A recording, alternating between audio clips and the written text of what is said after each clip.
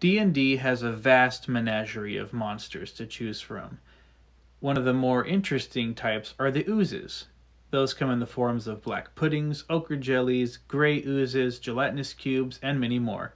Today's challenge is to see if I can make some of those creatures using only a hot glue gun. Hello everyone, welcome back to Vendaga Games. Let's heat up that glue gun.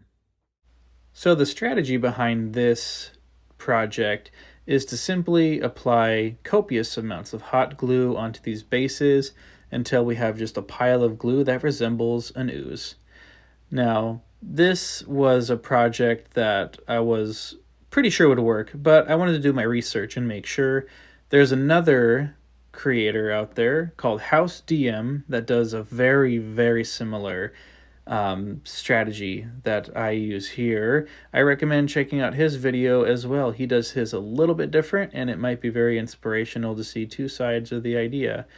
I'll link his video in the description below, so feel free to check it out. I'm going to be adding layers and layers of this hot glue to these bases, basically making mounds of it on top of each other.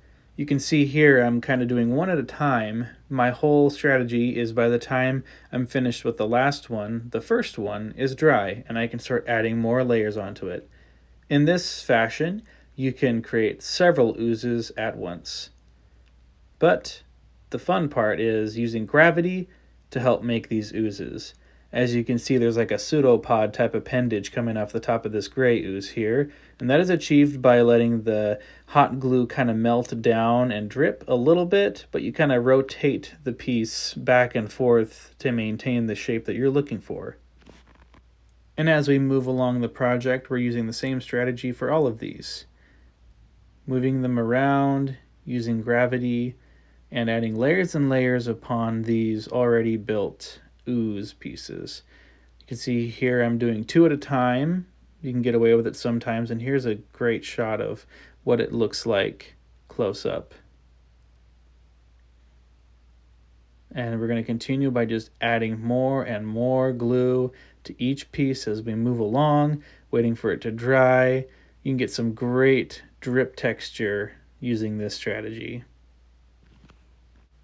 Once you get to the point where you're nearly satisfied with the way they look, you can just add little details and features, fix up any spots that might be lacking a little bit, or adding more where you feel like it is needed. Once it dries, it stays pretty strong, so you don't need to worry about it breaking as much. Here you can see I made a mistake and I dropped this as I was working on it, but that's easily fixable as you can just glue right over the mistake you made. Eventually, as you add more layers and layers and drips, you achieve more dynamic shapes and poses for these guys, getting some really cool details and features. Adding two new oozes to the project, I'm taking two bases and I am encircling them completely with the hot glue, letting it drip and bleed over the edge of the base. Just adding more and more on top of the other, going back and forth while the other dries. I'm doing these over wax paper so that it doesn't stick to any other surface, and they're easily removable once they dry. These oozes are going to be able to surround a miniature as if the miniature is trapped by the ooze creature. You can see it comes right off the wax, and we're able to add the little details for the drip effects as before.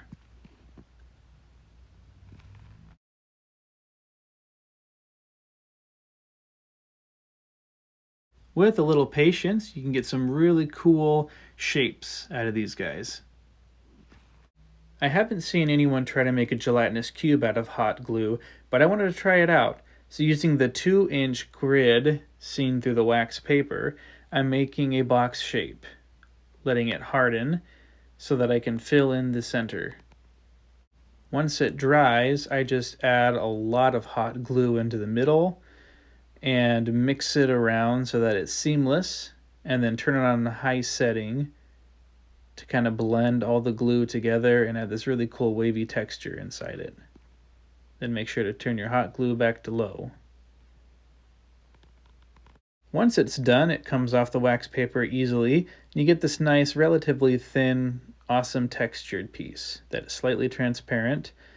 Then you just repeat the process 5 more times and you've got all your sides of your gelatinous cube ready to go. Now that's left is to trim the sides to get them a little more flush so they can piece together nicely. We're going to be wanting to use the smooth side of them. So getting a knife, we're going to trim the edges all the way around and do that to each piece individually. This gives us a nice smooth finish and the gelatinous cube a nice straight edge. Now that all these pieces have been trimmed up, it's time to put them all together. By lining up the edges, we're going to be gluing the inside. Here I'm using a tissue box to help hold up one side of it.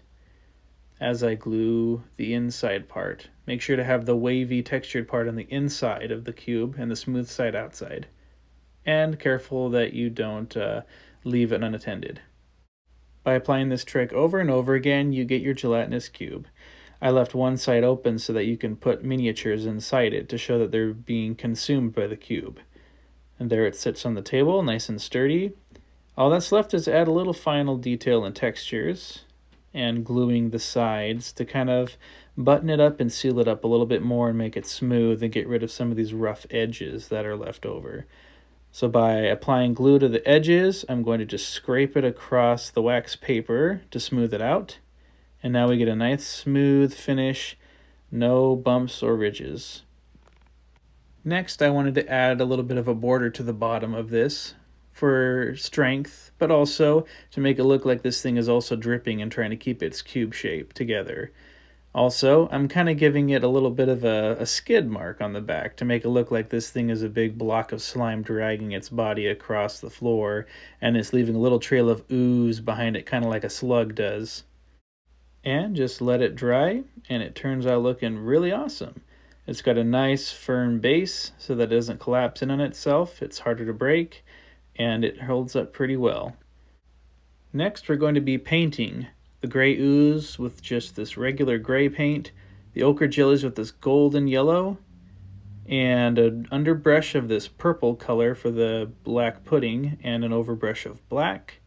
Lastly, we're going to cover all of them with this gloss. The gelatinous cube will only have the gloss on it to keep it transparent. And here's the end result. I ended up making a green one just for fun, but I'm pretty happy with the way they all turned out. The colors and the gloss really bring these things to life. I'm very happy with this project and was able to do it with just a hot glue gun. Well, thanks for watching, guys. I hope you enjoyed the video. Please don't forget to subscribe and share this video with someone you think might appreciate it. That's all we have for now, but until we meet again.